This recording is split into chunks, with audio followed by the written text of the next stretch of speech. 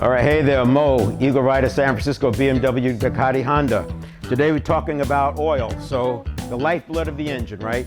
Now, it's interesting, I can't tell you that I've heard of many motorcycles blowing up or engines being destroyed because the person used the wrong oil. So let me clarify that point. The kind of oil you use is very important. My only point is that I don't necessarily see engines blowing up because the wrong oil is used. However, there are some problems. Most important thing, you don't want to use automotive oil in a motorcycle, especially if you have a wet clutch. Car oil will not do justice for that wet clutch. You want to use the motorcycle oil. You do want to follow the specs. So in this case for the BMW, it's looking at MA2. And when it's a motorcycle oil, it will be properly formulated for the wet clutch. The other issue is that your orifices and all the passageways that the oil flows through the engine, that's why you want the proper viscosity. I'll give you an example. The BMW R1200 GSRT engine, the clutch is up in the front. If you're using, and the oil that's recommended for that bike is 5W40. So 5 is very, very thin.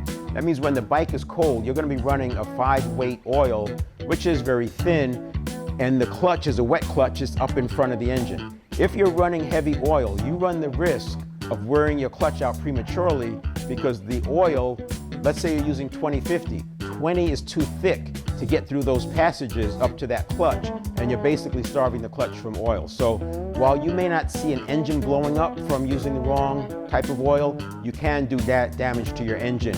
And in the case of using a weight that's too heavy, you have to believe that it's not getting to like some of the upper areas in the cam rockers, etc., as easily as it should. So use the proper viscosity, use the proper specs. Oils, it's an inexpensive way to keep your engine running right. Now filters, if you go to the manufacturer, they're going to tell you to use their filter.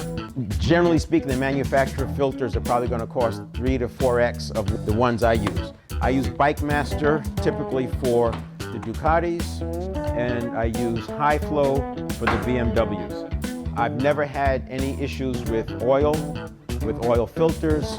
I'm using Silcoline for the Ducatis, the parallel twin BMWs. I'm using Motorex for the Boxers. I've never had an issue. Except, I did follow one manufacturer's recommendations. Now, by the way, I use all synthetic oil. I can use petroleum-based. I prefer to spend a little bit more money and have good oil in there. In the case of one manufacturer, they were recommending 9,000 miles between oil changes. That's just too much. And I do think that was the cause for having some premature wear on the walls. And what I have found is this engine restorer works well. If you happen to buy a used bike or something and you're getting a little bit of loss of compression, this engine restorer, which you can buy at an auto store, that will solve that loss of compression and keep your bike running strong. Change your oil every 4,000 to 6,000 miles, or based on what the manufacturer says. Change your filter. It's an easy way to keep your engine running strong. And I get 50,000 miles out of my bikes easily.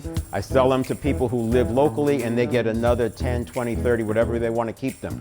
But 50,000 miles with no problem. And here's the thing, that 50,000 miles, I don't burn any oil. My last oil change, I'm not burning any oil, right? So I do the oil, 5,000 miles later, I haven't had to add oil.